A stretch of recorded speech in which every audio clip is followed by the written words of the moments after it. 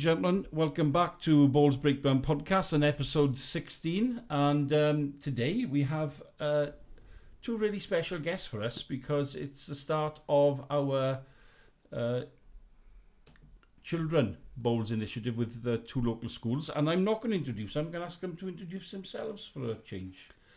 Okay, so I'm Robbie, head teacher at Penavon Primary School, so been involved with Mike and the club for, well, just over a year. I'm Dale Richards, I'm deputy head at Litcher Primary School and obviously a part of the initiative to set the bowls up at the school. I've been playing bowls just over a year. Yeah. So we were obviously talking about this before we tried to add you on for a few weeks now, obviously, with the numbnuts breaking his finger. Yeah.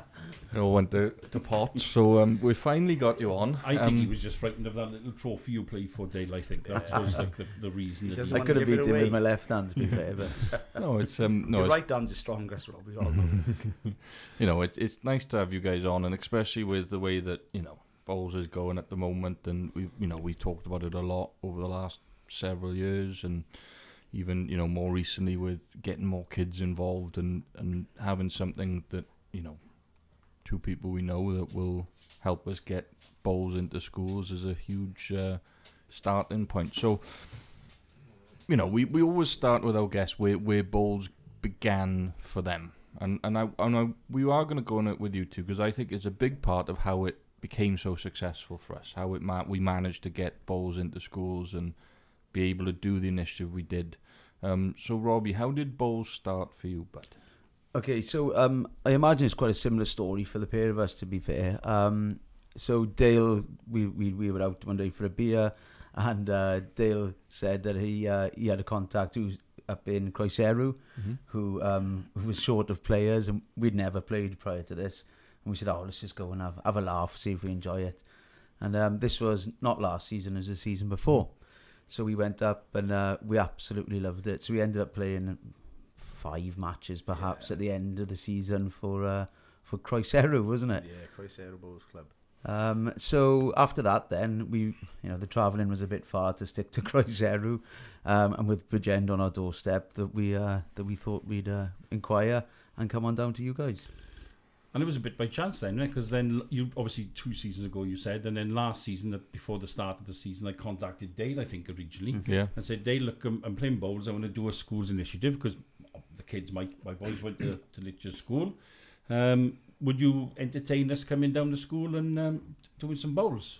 We didn't work out the logistics at that time. We didn't know how it was going to work and how it was going to happen. But he said, and I said, I'm looking for another school. He said, I got a school for you. I said, I got Robbie School. He does that a lot. Bond will do it. And that's how it happened. Nothing about me, Bond. I'm the ghost leader. But I mean that's the thing. I think, you two obviously having that chance of starting to play bowls, a few months realistically, 6 months before we contact you about the school initiative is unbelievable. Well, that's the irony of it, because it starts with Litcher Primary School, because I started, as Robbie mentioned, with Alan Fennell, my dear old friend who was a teacher. He still liked mine. I said as if he'd passed. No, he played last He'll have a listen to this, so yeah, hello Al.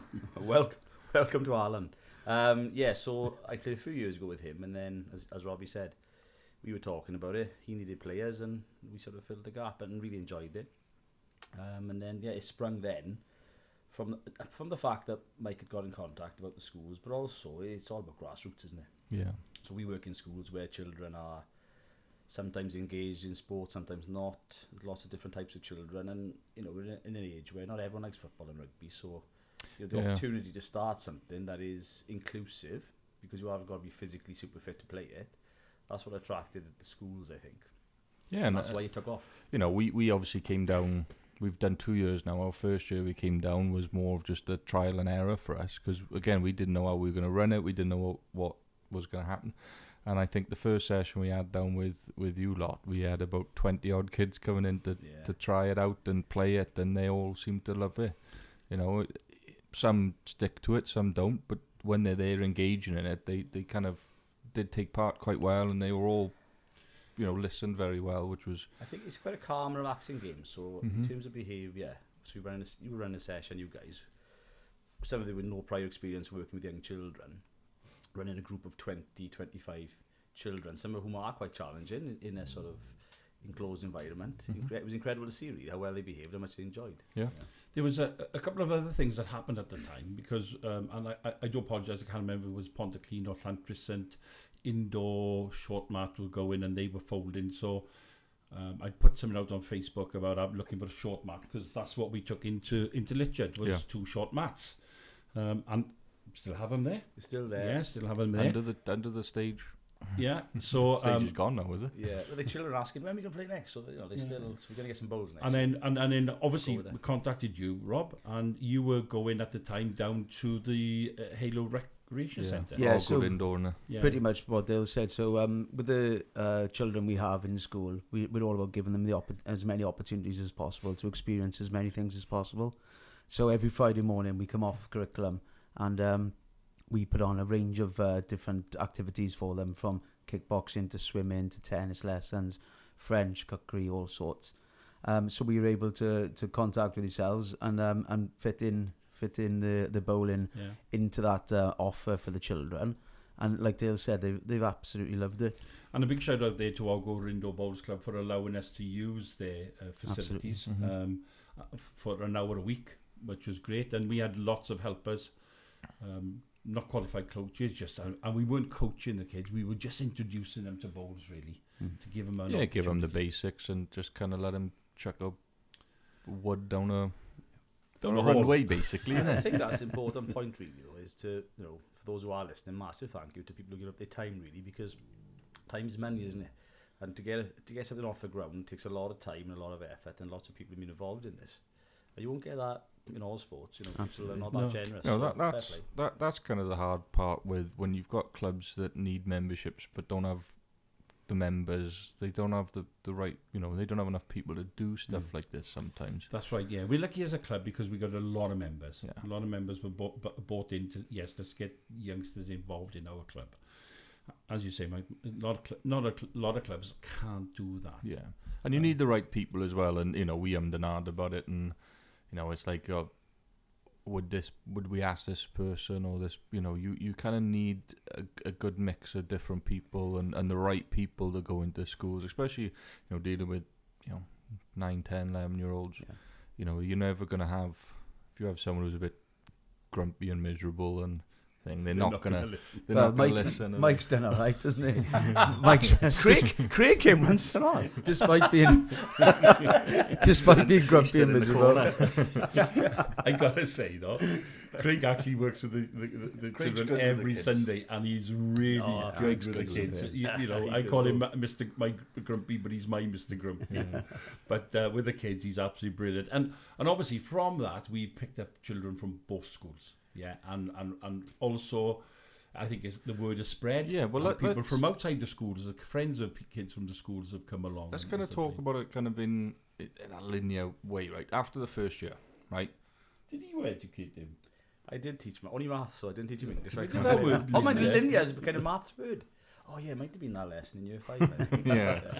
Yeah. After that first year, we were umming and ahhing. We thought we were going to get about 4 or 5 kids. Right, we ended up with 8 the first year. I think it was 8 straight away. 8 in the first year. And they pretty much started straight away.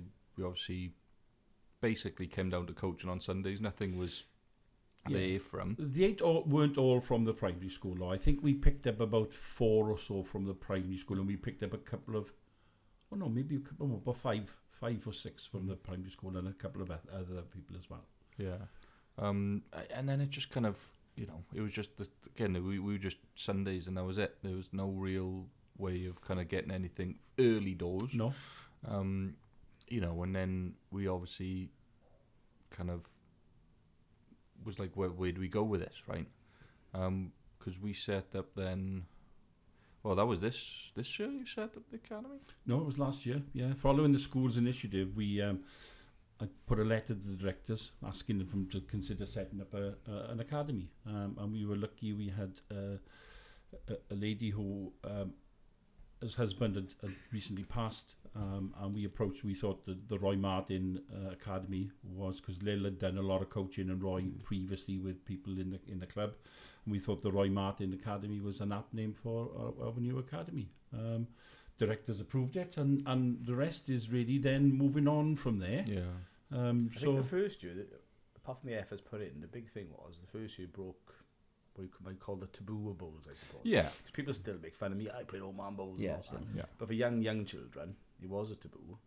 But then you had people like Leah this year and Ethan last year. Oh, cool kids. Well, I remember. Well, stay with last year, because from outdoor we really took them indoors. Well, but before that, I remember the first year of doing it with you, and it'll stick to my brain. There was one kid who seemed like he was quite a popular kid, and he was a rugby boy, and he was out and playing rugby all the time, and he was we were about 2 or 3 lessons in. And he wanted in, like. And he kind of looked, and every time he finished rugby, the first time he came in and he didn't pay any attention. The second time then he stopped and watched for a few minutes because we were finishing up. And the third time then after, he goes, "Oh, sir, when can I not play rugby and can I do this instead?" You got, people who are generally like, rugby, football mad, looking at this sport and going, yeah, I actually want to give that a go, The first year, actually, we had a young boy who was in a wheelchair, didn't we? No, yes. that was last this year. No, 2 years. We've had 2 years now. So obviously we had Arthur this year. And then Ethan last year. Was it Ethan? Yeah, and they loved it. Again, it's good level, isn't it? So they could sit down and just throw. Didn't have to move about. And he did love it too. Loved it. Ethan did, yeah. He couldn't wait until the Friday afternoon when we'd come down and have a game of bowls. Oh, they'd be asking all week when they come in. Friday. Don't ask me again, now it's Tuesday. It's the element of competition the children enjoy as well, don't they? And I think that's been a well, big part of the success. Well, Pen and Bond are very competitive. We know that. Now that we've brought it up. No, but alongside the coaching that has happened within the week blocks of the initiative, to offer then the Sunday morning coaching as well, with that element of competition building up throughout those Sunday mornings to the schools Big cup match, yeah. and then obviously we won't mention the teachers cup, will we? No. But well, we will in a while now. But it's been a huge success because of that. The one you didn't take part in this year because you didn't have players. That one. Right, okay. So for listeners and people watching, what we did on the first year, we did quite a big block of sessions on a Friday. Yeah, it was. And then what we did was we accumulated that going into the first couple of weeks of the season, and we took the youngsters outdoors on 2 Sundays, and then on the 3rd Sunday we played an inter-school competition. So Penabont played Litchard, and the teachers played each other. I think it was a pairs in the first year. It was pairs. It was a pairs in the first year. So that was a Penabont victory. It was triples. It was with a parent. It was triples. You're right. Your man's dad. You are right. Mr. Morris, Mr. Ward, John Ward, and myself. And then Robbie got some ringers in, and he had like boys who've been playing for 30 years pretend to be parents at the school. Me and Robbie used to be quite friendly at one point. But, his desire to win. And do you know what? This is what I've loved about this process. It's actually brought you to. I apologise to Croesero, but you probably wouldn't have stayed up in Croesero travelling that distance all the time. But both living in Bridgend, you both have joined the club with us. The youngsters see you, and as teachers, and then seeing them socially, has that been a bit of a burden, or has that been fine? Not at all. It's fine. That's why we do the job, isn't it? It's to give them those opportunities, and we're not comp teachers, Mike. We're primary school teachers. Joking comp teachers, but no, I mean, no. I live in the community and I see children around. It's nice to bump. People say, "Oh, it's like you bump into ex-pupils." And I say, apart from the Reese brothers, it's all right. Yeah. Nice to For those of you watching, he was our teacher growing up. We have known him for a while. And they were good boys in school. Well, one of us was. Lloyd was better than Matthew. But, one of us was. Matthew wasn't bad.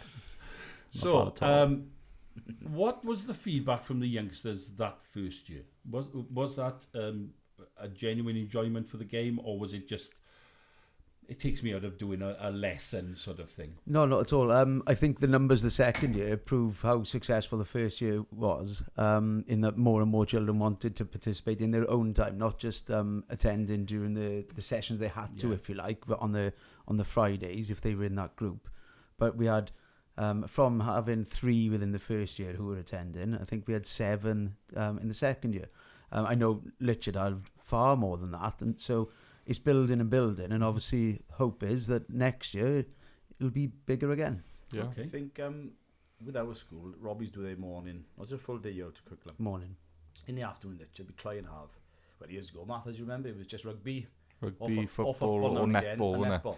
But it's 2025, and a lot of children, as you mentioned earlier, perhaps don't like certain sports. Yeah. Plus, they like to try new things. So we try and do a bit like Robbie does and give them 4 or 5 different opportunities on a Friday. And lots of children were choosing bowls, not just like, oh, we're in the bowls. They're like, oh, can we do that one? Yeah. We like that. It's different. Something different, isn't it? Yeah. So, yeah. And you said earlier, it's the stigma, isn't it? You all of a sudden, you're taking the stigma out of. I think the stigma's gone. The kids don't look at it as anything other than a sport now. Yeah. A fun game. It's probably a new sport they never knew existed. Yeah, that's what it's become. So, first year outdoors, and we just developed. We took them indoors. We took a lot of them indoors. A lot of them youngsters come indoors. Highlight of the year, that was for me playing with Leah. I loved that. Yeah. To see her playing, it was her first senior game, wasn't it? Yeah. And we talk about young Leah Williams, because young Leah Williams actually who goes to, although you won the cup in Penabont, young Leah goes Leah to gets they literally get the bragging rights for the other trophies. We'll talk about that. And indoors, obviously the indoors is options. They can go. Unfortunately, they close a bit early, so after school stuff like that, it's hard for the children to play there. I work, Matthew, so we go to Port Talbot. So lots of the kids come down to Port Talbot indoor. Come down there, had some coaching, and then the Welsh indoors come around, and a couple of our young players who play indoors were playing and got to the final of the 4s. Well, that was this year, not last year. But it was following. It was following the first season. No, second season. No, first season. You sure? Yeah, I'm sure. During the second season. It was during the second season. We're in the first season. We're in the second season now. Was she? I didn't teach Matthew maths. I'd like to retract that statement. They've only had one indoor season. Yes. Jesus, it's times. It's one indoor, yeah. I played okay, yeah. That would make sense. Indoor season. Yeah, because it was this year, wasn't it? Yeah, this year. Yeah. Sorry, because it's confused me because it was during the second set of blocks we were doing. Yeah. That's what I went to Penabont, obviously. Yeah, obviously, yeah. I can didn't. tell that. You went to a farmland school in Larne. So anyway, young Leah got called into the final up in Radnorshire as a backup, yeah. Because she was the only one who hadn't played. Yeah, she was the only person who could play. Otherwise, they'd have to forfeit the game, and she stepped up. Yeah. She was. Was she 7? She was 7 at the time. Was she 7? She was 7 at the time. And young Nancy Manette, and got to shout down Nancy because she was 9 at the time. 9 or 10. 9 at the time, Nancy was. And Nancy just been capped for Wales now outdoors, so congratulations, Nancy. Set the record in the morning as the youngest ever Welsh champion. Beat Billy, who was playing with Leah in the 4s. And then went on and become the youngest ever Welsh indoor champion. As part of under 18s 4s, at 7 years old. I'm sure she told you in assembly in school. Oh yeah, we had to share it. Yeah. And I think that and it was amazing then when we went back into the school for the next session after she just won it, and we were talking because Max, her brother, was participating that week, and he was telling everyone. And older brother telling everyone his younger. Was he older brother? He's a lovely kid. He's 3 years older, yeah. And he's like, oh, my sister's a Welsh champion and all this. And then they were like, oh, really? And then Dale goes, go get her, go get her. She can join in for this one. So we went and got her. She come in and I remember she's walked in. She's got this daffodil on her head. Yeah. And she didn't take it off. She played the whole hour with a daffodil on her head, and we were telling everyone, "Oh, you see that girl there? She's a Welsh champion." And she's like this big, and everyone else is like, it was unbelievable. And kids were like, "Really? Like I can do that?" Like, because you look at sports, right? And there's not many sports that you can say, I played for Wales, or I've won a Welsh championship, or I've won a British Isles championship at that young of an age, and it kind of shocks them a little bit, Opens doors as well, doesn't it? It gives them the thought process of this could be for me. I could have a go with it. They've stripped it away in rugby and football now. You can't. They used to be East Wales, West Wales, and all that. But they take it away. They don't want to be too competitive and all the rest of it. But children at all ages need to be aspirational. They need to see something they can look towards. Not doesn't mean everyone's got to be that. It's good to see people up on a perch as well. As making it, equitous as well. A couple of episodes ago, we had obviously John Price on. And John Price is a world champion. I remember John Price. He's a unbelievable bowler, and again, we talked about it. I can't remember what I talked about it a couple of months ago, and we were like, what sport can you say you've played and been taught by a world champion? Like the best in the world. I had a sticker book once for the Commonwealth Games. I showed a John Price sticker. Yeah. Stuck him in a sticker book. Panini sticker book. book. You went to two or three? Made it when you're a Panini sticker. Yeah. I want to be a Panini sticker one day, Rob. Yeah, you may be one for the local brewery. Yeah. I'm gonna get a literate primary sticker book, mate. A red dragon litter book. You've got more chance of it. I talked about Leah. She's not the only success. Well, Adam as well, but Adam, he didn't come through. Yeah, he was there before. He was already there with Ruby. He knows. But I'm not going to mention names.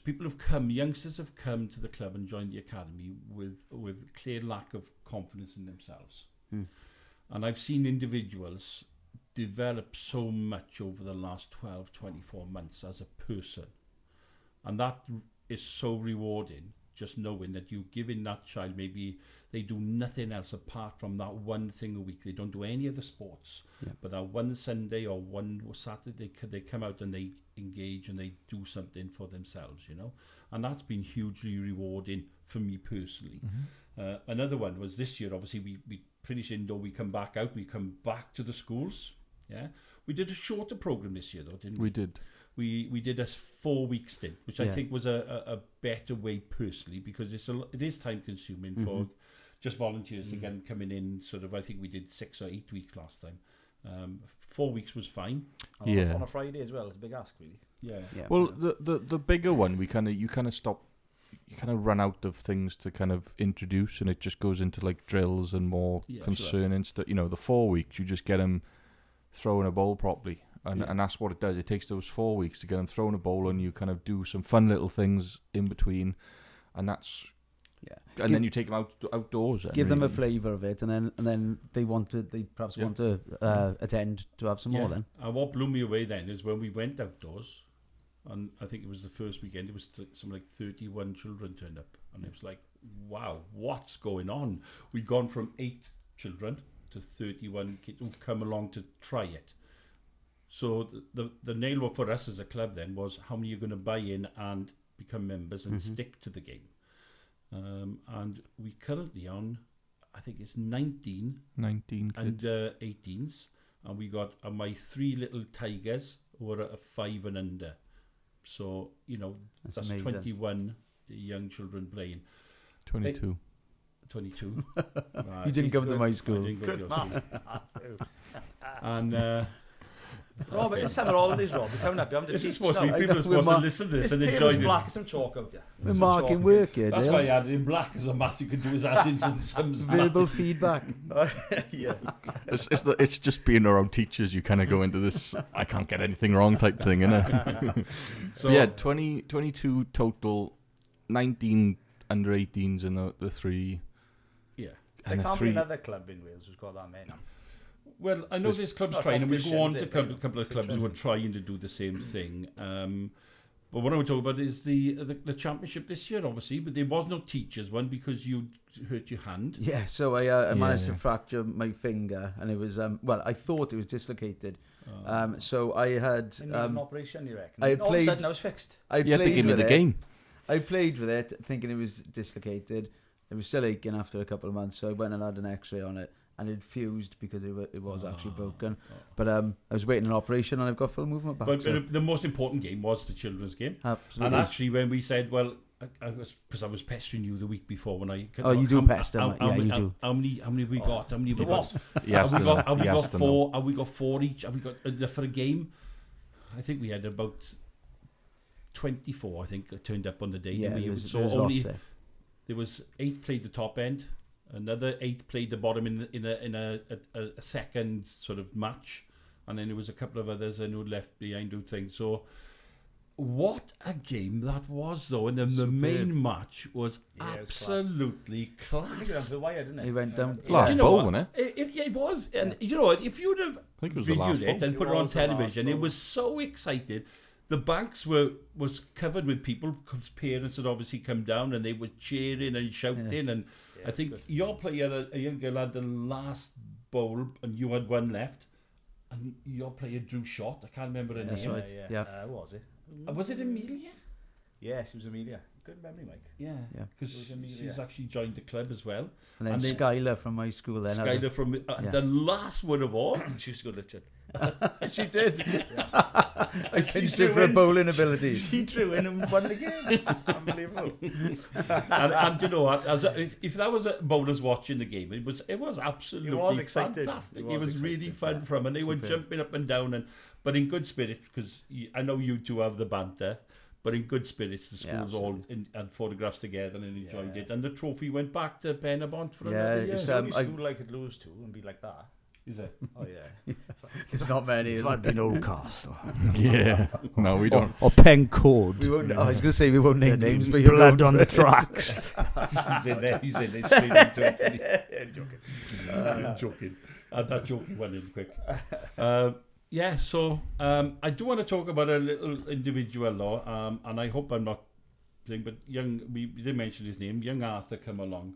And I don't know fully what disabilities Arthur has, but he does struggle to walk a bit, doesn't he? Yeah, he uses a chair for longer distances, but he is able to walk, and he's in the class I teach in Litchard, which is an MLD class, and he is delightful. Yeah, he's lovely. He's lovely a kid. lovely kid. Lovely kid. And he loved it, didn't he? Yeah, his emotions. I think he struggles obviously to throw. You get the rubber bowls out, and he threw one, and it touched the jack, and he got so excited. He's just screamed and chucked his arm. Yes, Mum, tell Dad. Oh, bless. And he had tears in his eyes. And you know what? That was really just for that one moment. Everything we do makes it all worth it. We spoke about the whole process. If you get one child playing bowls or enjoying it, it'll be worth it. The fact you got 19 is amazing, but just that one moment sometimes for you, the effort you put in is probably more rewarding than anything, isn't it? And then, it's kind of built from the schools, and because not everyone in the academy has come through the school initiative. It's friends or parents who are friends that have said, you picked up the Wilcoxes, which is quite ironic, because obviously me and Nathan went to university together, and they're obviously very good sports people who do shooting and rugby and other things, and have come into bowls as well. So and shows the reach of it. And then we picked up Jovan. And Jovan picked up because his sister was in Litchard school, and the development in Jovan is tremendous. From 12 last year to this year. Well, he's regularly playing for our men's teams now. Yeah. And young Ethan, Ethan went to good old sportsman, international martial arts, plays football and all that, and loves both. And he does love both. Young Faith has started to play, who's an ex-pupil. Yeah. Who's a friend. And we've got Annabelle from you. And I'm not sure, did Chloe and Matthew go to Penabont? Chloe and Matthew are Mesa Hill, Broadlands. Oh, right, okay. I tell you what, mind, the day I lose to Nathan, the father, be my last game. That'll be next weekend. When you said in your bowls, then. Yes, I know. So when he beats me, I'll be it then. I'm not coming back. So if you are listening, for sale. Hey, Rob, you better pass that cast for the finger over. He's super competitive, Nate. He actually beat me this year, and he's deservedly beat me. I hate to see it. Okay, so I suppose the whole podcast reason is we've talked about the process, what we went through. If we were giving that message to other bowls clubs, what sort of message would you as teachers give to bowls clubs? Get in grassroots, get in low, so don't go to comprehensive school initially. Well, do go there, because it's worked as well, but I think the primary school where you start there, particularly in year 5 and 6 if you can, or younger, and get the right, like Matthew said, get the right people in. You've got to have someone leading it like you have. The people who've got the right... Yeah, I said to Matthew, you're in the wrong job, you should be a teacher. He's naturally good at it. Mike coached with me years ago when Matthew and Lloyd were in year 5 and 6. He was good with young people. Well, he's done things with kids since I was... It does help, Well, Rob is a head teacher. You employ people if you can who are good with children. It does help. Well, so that's a big thing as well. It's good to like them if you're working with them, isn't it? I prefer kids to adults. They're more truthful. See, they tell you the truth. Absolutely, they do. Yeah. But and as what's it been like? I mean, and I know we got a bit lucky with Richard as well this year when the new head teacher came in, was a brother of a friend of the podcast. Oh, that's right. Yeah. You know, who was a bowler. Yeah. So again, you know, you talk about people in the schools working well with the right clubs. Schools, like Litchard School, as you. We got lucky with it's Litchard. a sports school. Yeah, we got lucky with Litchard. You could have done Tiddlywinks at Litchard, it probably would have had a bit of a take off. Yeah. You push the sport. You know, there's other schools in the area. I won't mention any names. I've experienced this myself, where there isn't anything going on. You know, Well, and you need it in sport. You struggle, you know, but you know, to have people with bowls backgrounds within the schools able to push it for us is what I think helped a lot. I don't think you can recreate what Bridgend have got, though. It'd be very difficult to have that many people who give up their time, the schools in the area, That's and the key. a bowls club like we've got. Well, as we will talk about it because there are other places in Wales that are quite strong as a junior section. Numbers wise, not maybe not, but making big efforts. But still making big efforts. I think Numbers it's wise, the I think effort, I think we're the biggest. But if you look at places like Merthyr West End, you know, Merthyr West End have arguably 5 Welsh international under 18s. We have 2. They have, I think they've got about 11 or 12 kids now. Yeah, they could do some youth club thing on a Monday evening where they've got youth clubs coming in, and that's good in itself, you know. Yeah. Britain Ferry's not a club, a lot of young people involved, isn't it? When I played against them for Christ's sake, there were a lot of young men and younger. They've got in a sort of 20 to 30 mid-20s, yeah. And I know like Harlequins have got a few up that way where they've got a couple of youngsters there, but number wise, it's about. Thomastown got some strong ones. Yes, they have, but again, really strong players. Pondereben has a few, but again, you're looking at strong kids, but not the numbers to match. Like, which you know, the environment, though, isn't it? It's a good club, plenty of room there. Children can have a pop. Oh. Plus, you know, the board are allowing them to go out and play. Frightened of them. It's the support of the board is huge as well, isn't it? Well, we're lucky. Our obviously our chairman, he actually does a lot with the kids. Craig, huge involvement in our president. Dave Trevelyan's grandson plays for the academy. So we've got people in the club who are actually quite high up and important at the big parts of the academy because they've got people in it, you know. Well, it's what the club wants out of it, isn't it? You know, do you want to get youngsters into the game, or do you want to have the best of the youngsters? Yeah. And there's two things there, isn't it? You know, some of them youngsters will become the best. Some of them may not become the best. But if they play bowls and they may walk away from bowls now, but they may come back when they're 40, 50, you know? Yeah. So, you know, I was the same. I was 18 to 24. I bowled. And then a rugby overtook, work. We played the other week, Gilfach, and the boy played with Gilfach, played hooker for Gilfach for years, and he hadn't played for like 20 years.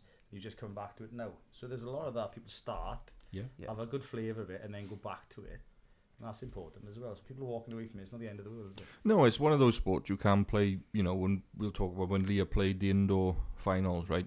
It's a sport you can play from Leah's age at age 7 to the oldest person there, I'm pretty sure, was 82, 83? 83, I think, yeah. So you've got a 7-year-old and 83-year-old playing the finals at it's the same day. It's the only sport in the world probably you do that. You know? And actually, I think it was the 80th. I can't remember the person's name. Can you remember? Reese. Is it Reese? Reese. Oh, Anyway, this person asked, can I have a photograph with the youngest player?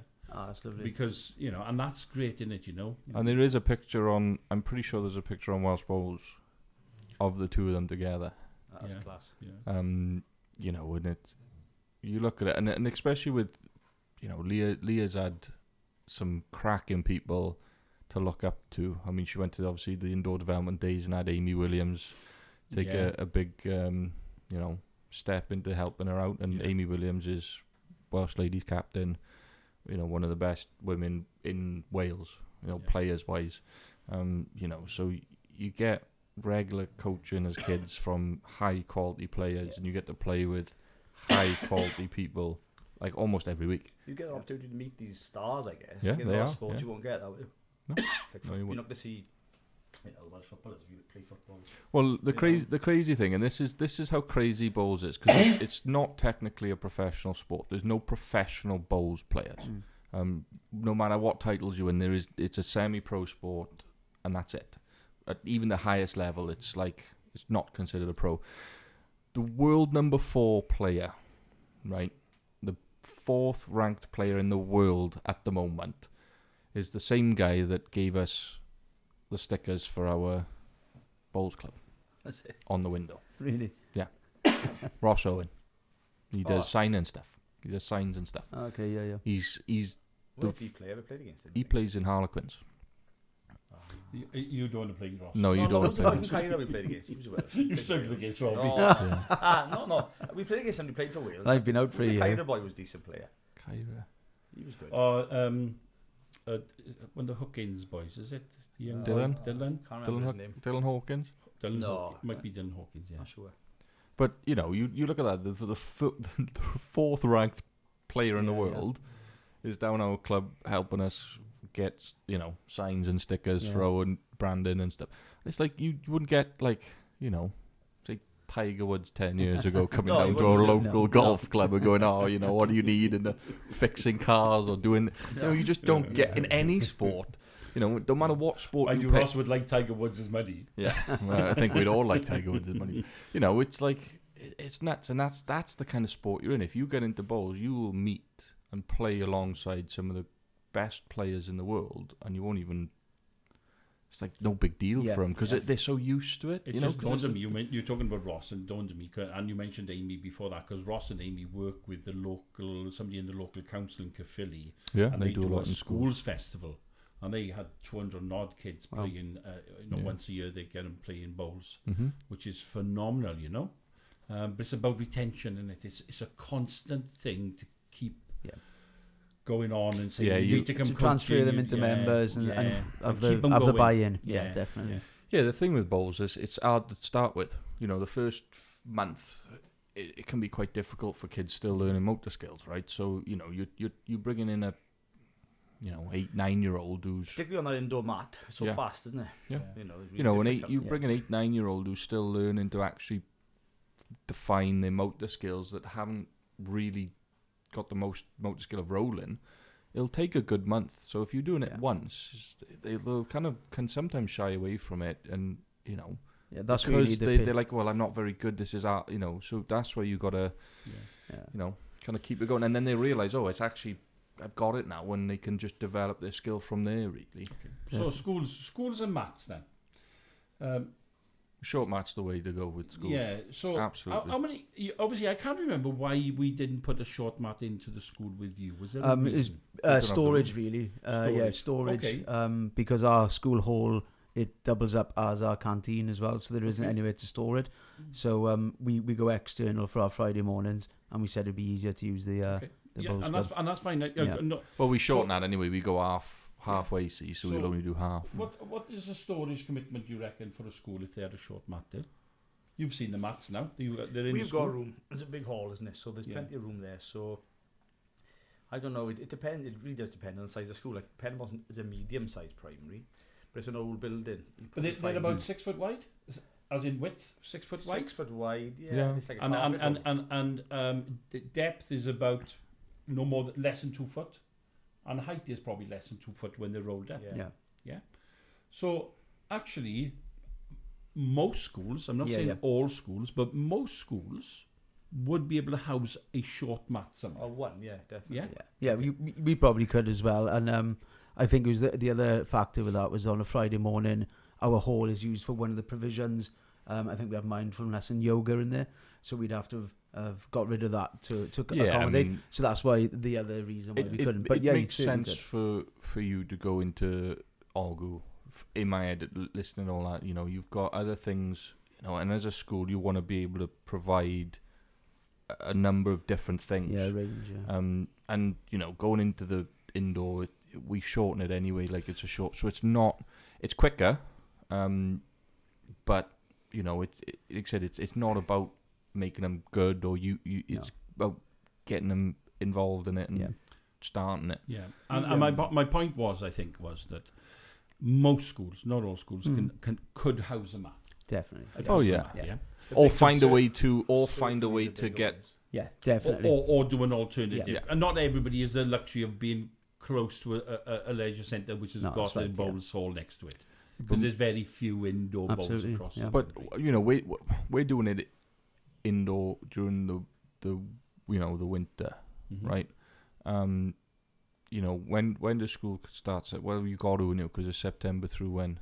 Well, you could do it later. The school's only just now broken up. But there's always a community centre close by, or a scouts hall, or somewhere that you could hold. You could hold it there. Now, so my point is, because we had Nikki Evans on and Liz on, from Welsh Short Mat. If every short mat club who comes to the end of using one of their mats donated that to their local school, and every school end up having a mat, you only need a set of 4, because you only need 4-8 kids playing at any particular time. Could you do an after club, school after club? Yeah, absolutely. There's lots of things that can be done that can encourage kids to get into the game of bowls. It's the accessibility to it. As soon as you've got it, you can use the resource. Without the resource, you're not going to use it. Well, like we've got the mats now, we could do with some bowls. So if anyone's listening and wants to donate some little bowls to the primary school, that'll be useful. And I know you asked us, but unfortunately for us, use them. But if there's anyone out there who's listening to this thinking, you know what, we can do something to this. Yeah, it'd be worth. I mean, Sports Wales. You could probably, if you're watching, or Welsh Bowls, Sports Wales or Welsh Bowls with a bit of cash that is willing to, because bowls is struggling for youngsters, and schools are too with money, So and schools are to get the stuff. Sport, and it's one of those that it's not going to be. You only need 2 sets of bowls because they'll share. We've done it. We've had 30 kids, 25 kids using 4 sets of bowls. 8 on each, and there's 15 kids lined up. That you can work ways around it. You only need 2 sets of bowls. But you could open it up to the community. Short mat is a big thing. You could open up the school to the community and play short mat competitions at the school and actually generate an income. Definitely. Yeah. Yeah, it'd be nice to charge a person the £2. We've got a short mat evening, £2. Yeah. Play indoors. Great, isn't it? Why not? But there's a lot. You can't just do that. There's a lot of paperwork and stuff you need to go through to get that going in a school. Because it's a school. Don't give me problems, give me solutions. Absolutely. PTAs are looking to make money. I know the Litchard PTA would probably think that's a good shout. One night, try it out. Yeah. It's worth a try, isn't it? Definitely. Yeah. You've got 2 mats, you've got 2, 1, 2, 4, you've got 8 people there. £2, £16 an evening. Yeah, bit of fun. It's good engagement for the parents. Yeah, and the community as well. Yeah, absolutely. People who live close by who's going to moan about the parking problems and drop-offs in the morning and everything else, and all of a sudden something on offer for them as well. Yeah, good idea. And we're talking about all of that, and we've talked a lot about we've named some of the children. There's loads of others that I haven't named, but one of the other ones I've got to shout out really to, because Leah obviously and Max. And young Jacob is one of our tigers, so the Williams family, and we're lucky enough this year that Tom sponsored our academy with bowler shirts. Yeah. So to AquaSafe, huge thank you for that. And the kids love them. And the mentors as well. We got a shirt, which was nice. Yeah. So what we've done, just for you as teachers, we've looked at our younger adult members, so they range from 21 to 29, 33. Is he 30? Sean 33? Sean, I'm not going to say Sean Taylor's 33. Sean Taylor's 33. We picked 5 of those, and they become our mentors. So they'll pick up some of the younger people, and then they'll sort of mentor them. Myself, Lloyd, Meg, Kieran, Sean. That's your mentors. And recently we played our very, very first proper match, because they've had matches between themselves, and they've obviously entered county events and stuff, and they've done quite well. But in terms of the academy as a whole, we've managed to fill 5 rinks, 4 rinks. Well, yeah, with a couple of throw-ins, we couldn't fill 6. No, I know, but in terms of the match, we had 4 rinks for the match. 4 rinks, 4 rinks for the match. We had a couple of people play half a game. 4 mentors skipping and then 3 kids in front of them. Our more experienced kids were playing third, just to kind of help out with things going on, because obviously if you're not a bowler and any teachers or anything listen to this and they want to get into bowls, rinks are 4 people. You got your lead, your second, your third, and then your skip. Your skips are obviously your kind of your go-to guide to save, ends or whatever. They're kind of your better players. Your thirds are kind of their sidekicks, if you will, and then the leads are the ones that do it first, and the seconds are there to support the leads. So what is very much important as everybody. Well, we'll always say it in every podcast. Your leads are most important. Well, some people think the lead's the most important part of a rink. So leads and seconds, they build up the head for your back end. So, however, if you're chucking a newbie in third, you can struggle with certain things. So that's why you put your more experienced. And it was a tough match. We played against our social bowlers, our ninjas, they called themselves. And I think in the end we were ahead at one stage when we were ahead by 12. Finished losing by 3 shots, which was a great achievement. Yeah, fair play. And I suppose the big news is this podcast will come out after the next one, but in a week's time we've got not a week Sunday. What the 3rd? Yeah, they're playing us on the 3rd. Yeah. Or you two are like this. On the 3rd of August this year, this will go out after that. Yeah. The Roy Martin Academy would have played a match against the Welsh Para squad. Amazing. International Welsh Para squad. And again, for that is, first of all, they're phenomenal bowlers. They're all right. I can imagine. But the other thing for me is important that young people get to mix with people with disabilities and understand that people with disabilities are able-bodied. They can do everything, lots of things that they and can they can play bowls as well. Oh, because they can. Yeah. Well, I was up in. We went to go watch the Women's Savaga Cup. Meg was playing. Me, Lloyd went up and watched on Sunday last week, and Julie was there. She was playing, and it was a couple of ends. I looked over. She was leading, and I've looked over, and her woods are about 6 inches from the jack. Both of them, and you're like this. Yeah, we're in trouble. She plays like that. We're in trouble. She's phenomenal. So it's a great fixture for them. So I've had a little poster done. We've got a match sponsor again. Lovely. From our club. We got Kath and Steve Richmond. Who's going to sponsor the match for us. So where's the game? In Bridgend. Oh, I'm on holiday that day. That's a superb opportunity, isn't it? Yeah, so it's one of those things again. It's about a community, bringing people in the community out and saying, look, come and have a look at the Welsh Para team. Well, we are gonna put a big poster on the community page. Yeah. Obviously I can say that because this is not live, so it's not leaking anything. But there will be a poster out. Obviously, and thankfully, because of the quality of the players, we've kind of adjusted the way that we're gonna do. Or we did do the team. We're going to have our match ready players with the help of some of our EPG players. Mm-hmm.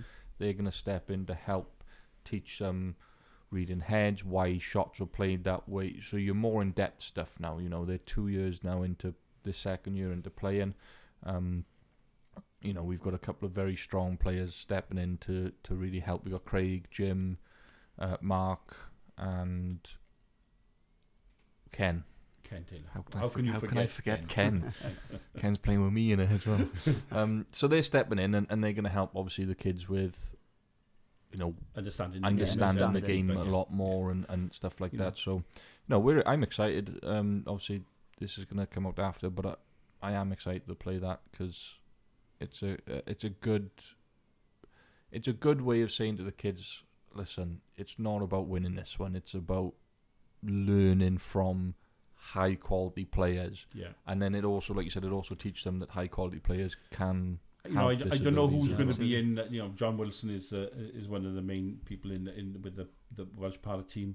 There are a few others and visually impaired and different groups, but Rob Sawyer, we know. Rob Sawyer has been picked for the World Championships to play in. Is it Kuala Lumpur? No. Hong Kong? No, I can't remember. But it's somewhere nice. Somewhere nice. Julie, I always forget Julie's last name. Julie Thomas. She's going to be playing. So, these are world-class players in their own right that these, young Leah might be playing against. Amazing. And Great young experience. Leah, Yeah. Annabelle Yeah. from your school is there. Jovan. There's all of them will, as many as we can, who we think can play, will play them. So, Welsh Lawn Bowls, we'll have a look now. You keep chatting. We're not quite done yet. no, Very good. No. okay. You want me to just keep chatting? We're gonna keep chatting because what I would like to talk about, and it's a school initiative, and especially when it comes to kids. I mean, I want to kind of walk away from that a little bit, but what's it been like for the other teachers for you guys? I know obviously it's harder for your school, Rob, to have the teachers come down and actually participate in trying it, but I know that the times we've gone to Litchard, there's a few teachers that enjoyed participating in our.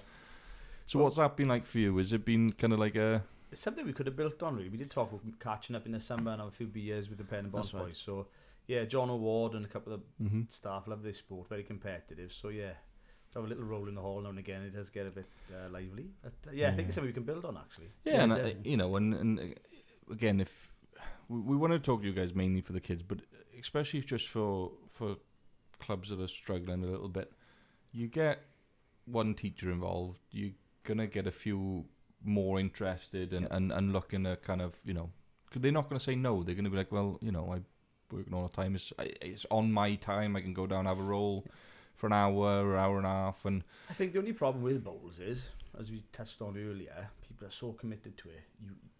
To get good at it, you've got to be flat out with it, I think. Yeah. Other than have the odd, like we play against Christchurch now coming up to cricket club. Yeah, if you want to see that progression in yourself, you need to spend time. People, they come and see it, and they go, "Oh, I'll have to commit to this." But it's also something you can pick up and have a go at, isn't it? Oh, yeah. The beauty of bowls is you get to dictate how good you want to be. Yeah, you can be a social player, you can be a team player, or you can try and push to play county or other event, higher level. It really doesn't matter, and you'll enjoy it either way as long as you kind of keep doing it really more than anything and just kind of play along with it. It does clash. It's a summer sport though, so it does clash with like golf for some people, and Nathan's an archer. You can play golf any day of the week, man. Yeah, but people are like, but golfers and bowlers are very similar. They're addicted to it, aren't they? So like my mate's playing this week, Thursday, Friday, Saturday, Sunday. I mean, his missus is glad to see the back of him, but it's a lot of time. You're not going to mention your mate, Well, golf or bowls? Greg Davis, teacher for the call. Is he playing golf or bowls? Golf. Yeah. And that's right. You're probably right. What I found with the children is that those who play rugby and play football actually can play some bowls outdoors, because the season starts in April, so usually the rugby is just finishing. Yeah. Football is just coming to an end as well, close by. Yeah. And then September, bowls finishes. And football is just sort of starting back, and rugby is just starting back. So there is a little slot there that rugby and football and bowls can go together. Some of the youngsters from Merthyr West End, they are representing Wales, but they still play or were playing football or rugby in the winter time, and not playing indoors. But of course, as you get better and you start representing Wales, then you think, well, my rugby and football is social. I want to play for Wales indoors as well. So they then go to full time. There's a time. I'm all for youngsters playing as many sports as they can, and I'm sure both as teachers you would agree. I think that's why bowls is on the topic of conversation today, isn't it? Part of a bigger plan to give children opportunity. Yeah. You look at we had a player on a person on the podcast, Ben Matthews. Yeah. Ben Matthews was saying he quit football to play bowls at 17, 18, yeah. Because he realised he's good at this. Good. Yeah. And he said, he went a little bit through. I think, he said, you start off and you think, people are going to kind of, give you some jip and stuff for it and whatnot. When he was, 17, and he said, well, I'm going to go play for Wales. And then he realised that he did, and it was like, well, what can I do now? Like, it's a different era, mind. Like when I was in school, I played a violin, so all you had was what's in there, machine gun, people making fun. Unless you played football or rugby. Baguette, was it there? Was there a baguette in it? Did you? Grade 1. Can you still play it? No, 30 odd years ago. I wish I could. I could have been in Mumford and Sons. You could have played the violin. Not with when that you- voice. I could have been in Mumford and Sons, mate. You could have played the violin when you hit his finger. Yeah, I did a little one. But you know, But what my point is that we Yeah. talked about stigmas earlier. 2025 is a better world for kids to be able to do what they want to do Yeah, Across- absolutely is, yeah. across society. I mean, so kids- bowls won't be that much of an issue. kids don't like football or rugby as much. You know, even when I was in school, I was in Bryntegg. It was what 13 years ago. The problem Roughly. is the ones who do are obsessed with it. Yeah. I mean, like in school, Yeah, let's stop it playing takes football, play over. something else. Or we do Yeah. basketball and they're like, oh, this is quite good. But it takes a while to get them into it because they're still playing football Yeah, it in the can middle become- of May.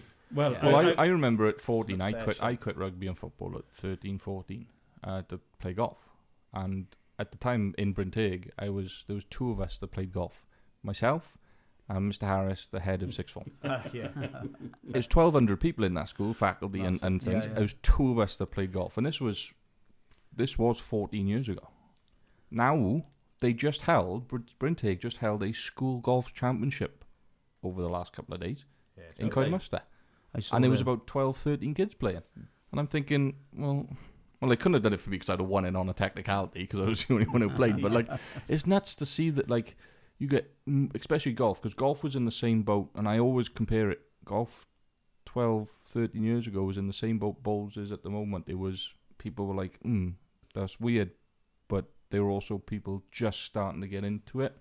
You know, after I'd left, I think there was about my year 13, I think it was about 3 or 4 people playing golf by the time I left Bryntegg. I think golf has been lucky in that a lot of celebrities and Have picked it up. and Football professional players Yes. and- yeah. sports people have played golf.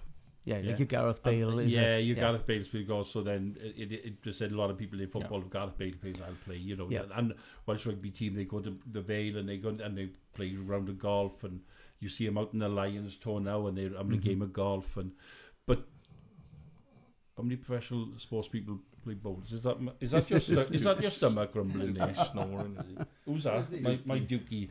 Yeah, Snoring. it is a family home. We got my Dukey in the back here. He's snoring away. He's happy. What I said the other day, if your kids watch the Sidemen, you guys probably know Yeah, who the yeah. Sidemen are, the I've eaten YouTubers. some of the chicken stuff from my Yeah. stand. Warehouse. No. Yeah, the Sidemen, yeah. They got the the yeah. food up, yeah. But the Sidemen, they put a video on 2 months ago now. They went on different holidays, and 3 of them went to Guernsey. It was KSI, who's probably the most famous because he's singer-songwriter, Simon and Josh, I think it was. And they went to Guernsey. Now, Guernsey's the home of one of the best indoor bowls clubs. They usually hold an open there every year. There's a place for an open there every year, and it's a qualifier for potters, I believe. Might not be anymore, but it used to be. And they went to the Guernsey Indoor Bowls Club and And they played played, bowls, did they? and they loved it. Oh. I talked to my nephew a while back, and he was in college, and Warlord had taken him for a game of bowls as a team bond, and they said, "Oh, we loved it." Yeah. So the only problem with bowls, a bit like golf, is it's a bit of a middle class sport in that to Can get be the, expensive. to get the yeah. top gear, which kids will want, is very expensive. Yeah. And that's the only thing that But could hold Not it as back. expensive as golf. Not as No, no. expensive. To become a member of a no. bowls club, to be No. a member of a What Yeah, our far club is accessible. doing is making it accessible. How Like, much It's just because you want nice bowls, Dale. That's what it is. How much is rugby or football subs these days? Say £10 to £15 a month. So a lot more than Okay. the bowls Yeah. club. So bowls, you then. in a way, right? So junior membership at Bridgend is £15. Oh, it's much cheaper to get into Right. a club. But you know what young kids are like? They'll want the best For the equipment, you mean? know, For the yeah. bowls. But if you think about bowls will last you pretty much the rest of your career. If you find ones you like, you can keep them for the whole of your career. Well, not as kids, but yeah, because they obviously- grow when they go to Right. bigger bowls. Yeah. But once they're 16, 17, they'll probably keep up the same bowl. Yeah. You know, your youngster bowls are you can get anything. You know, we're lucky we had especially bowls clubs. If you've got an academy, you can get a grant from Sports Wales to buy bowls. So we've got our junior academy bowls, Yeah, they're nice. and they get to use them. So they don't really have their own set. They just use those when they need them Okay. on Sundays and stuff. Some of them now have gone on to buy their own bowls. Yeah. But the thing with bowls is some people find the older ones cooler. Especially if you're speaking to like Kieran. If any of the kids spoke to Kieran, they'd be getting balls that are 97 stamped. And they do because he is a geek. Because he loves bowls, but he loves like the old school bowls. So when you look, and Kieran is like, Kieran's a 21-year-old. He's a club champion. He's one of the best players we've got. Easily top three best player in our club. So when the kids are looking at him, going, well, he's got these weird looking old. They're going to be like, well, maybe I don't need the best stuff. Maybe I don't need this. Or that, the other thing. Lloyd's the opposite. You speak to Lloyd. They'll be buying new bowls every 4 minutes because he just loves the look of bowls, and he's like, "Oh, that looks nice. I'll get and it's all this funky stuff." And I'm like, I couldn't care less. I just have what Dad had, and I love them, and I keep them. I want to go on and talk very, very quickly about just the comprehensive side of things, because for me, the natural progression after doing a few years with primary school was to move into comprehensive. Now, bowls is now on the sports curriculum, I'm led to believe, for the Welsh education. That's a big step, isn't it? Yep. Yeah. However, the 3 schools I've approached, so I've approached Archbishop McGrath, I've approached Bryn Tirion, and I've approached Bryn Teg, and none of them were interested. It depends who you've approached as well, I find. If you haven't approached someone perhaps who is engaged or thinks that it's a possibility, then we do get approached an awful lot, don't we, with a range of different offers throughout the year, and you can't accommodate them all. But if you do approach someone perhaps who has got an interest or can see the possible value in it, then perhaps there would be perhaps more legs in it. So advice to clubs on that then? Any advice? It's finding the right person, really. It's the sports person who can see the opportunity and the value. In comps, you're better off doing a one-day event than a block. They'll say yes more to a one-day event, something new. Because they did it with golf when I was there, right? Because Leon came in for once. Every 3 years, he came in once for a whole... And then you had every person... we played... But you can't go into a school to do that, can you? In Bryn Teg... Did you come into Bryn Teg? No, as from bowler's perspective. You could. If you invite them to the club. A one-day event. And then, of course, you got your summer block that comes up very quickly then as well, Yeah. So but in Bryn Teg, they have the enrichment programme, which is similar to what we offer on a Friday morning. That's true, yeah. I think they do about 6-week blocks of different content. I know they've had taekwondo before. They have all sorts of things, don't they? Could work in that respect. That could work. If you approach them with that in mind, I think that they perhaps would take you up on that because it's something different. And I know that they want to keep the program fresh all the time. For me, it was a case of now we're getting youngsters into bowls, and they're going to go into our secondary schools in Bridgend area. When they come to do their GCSEs and they say, well, I want to do bowls, they can now have that opportunity to do the bowls. Yeah. Well, Adam's the for us, Adam Pritchard, ex-Penabont, just saying. Yeah. Is he ex-Penabont? Ex-Penabont. Ex-Penabont. Welsh Welsh International. Ruby Bilnham was in Bryn Teg. Bryn Tirion. So Bryn Tirion. Ex-Penabont. No, she's not. and she missed out by a year, so she couldn't do the bowls in the part of a GCSE because it hadn't come in till the following year when she had already through her first year. I think the Devoto provision could be a good one. Fantastic idea, yeah. Yeah, there's a provision in Bryn Teg which could suit that. We'll have to have a chat about it again. But okay. There's definitely opportunity for it. Like Matthew made, good point. Quite like an invite, an open day, or a one-off to start, and then see how we go. Because that's the one that got golf into it. Is like I said, we'd never have golf regularly, but I remember it because Leon was there, and he's like, I need a hand, and I had to end up helping him out because, like I said, there was the only other golfer there, so I was just giving him a help teaching people, and it's like. And this discussion is about hopefully school teachers listening somewhere, and a school teacher will listen and think, you know what, I'm going to give that a go. I'm going to be that person, the right person that you said I need to go to in the class. Well, if you are a primary or comprehensive teacher and you don't do anything much anymore and you're looking for something, find your local bowls club, give it a go, because I'm telling you now, it changes people for the better. When you said it earlier, like your kids will start to get more confident. It's inclusive. Everyone can do it. You get so many different people. I mean, we talked about Jovan, and I will mention Jovan. The first year was quiet. I wouldn't talk much. And now he's coming down, and we're having a joke and a laugh constantly, and it's like 8 months difference. Yeah. You know, and it's unbelievable how much more of a mature man Jovan has become. You know, it is a team sport. At the end of the day, isn't it? Team sports, Yeah. we've always said, are good for social development of young people. You know, and that's the And main you point of them. Really. said you bring them down. Some of them have come down to watch us on a Saturday, the EPG games on a Saturday, and you can feel it. You know, they love it. No, it's You can brilliant. feel it, but yeah. Nothing else. No, and I think we've naturally come to an end then. And you know what? We haven't done any driving or drawing questions today, Not today. because Not today. we didn't. It was all about for us thanking both of you for what you've allowed our club to be able to do and come into your schools. So we're going to kind of end up. One thing you could say to any teacher or student or youngster listening, from what you've seen the last 2 years be for your kids, what would you say to them about bowls? One thing each. I'd say just give it a go. If you're a teacher, that it provides that opportunity of a different experience that some children will latch onto. One out of the 100 will, you know. Mm-hmm. And that then, like we said earlier, is changing a life for that person. And so that's for the teachers. And for a pupil, if there was any pupils or children listening, then again, it's just give it a go. It's the same message. You never know if you're going to like something unless you try it. And if you don't enjoy it, it's not for you. That's fair enough. Try the next thing. Yeah. Try darts. Try whatever, whatever you want to try. But if you try everything, you'll end up loving one thing. And then, you're going to succeed then just being happy. Thanks, Robbie. Thanks. I think I'd echo that, because Robbie's a very wise man. But also, what I would say I mean, is... he goes home at 11 o'clock and you stayed up to 2. Similar to Robbie, what I would say is, lots of people say, trying bowls is for old men and all this, but I don't like sport, you hear. But what I found with bowls is both relaxing and exhilarating.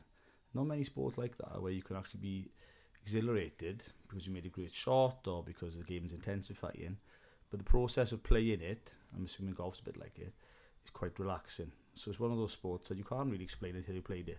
Mm-hmm. So don't, like my mother used to say, don't knock it till you tried it. Yeah. Yeah, and I think, it's one of those that for me, it's, I'd say, it's not an old man's anymore. You look at any of the Welsh teams now, and 90% of Welsh teams now are people under the age of 35. They're and it's just getting younger and younger, and it is getting younger and younger, because people who are playing for Wales under 18s, as soon as they're 16, 17 and good, they're playing for the under 25s, and as soon as they're 18, 19, they're playing for the men's team, and it's just, like you said, they're just getting younger and younger.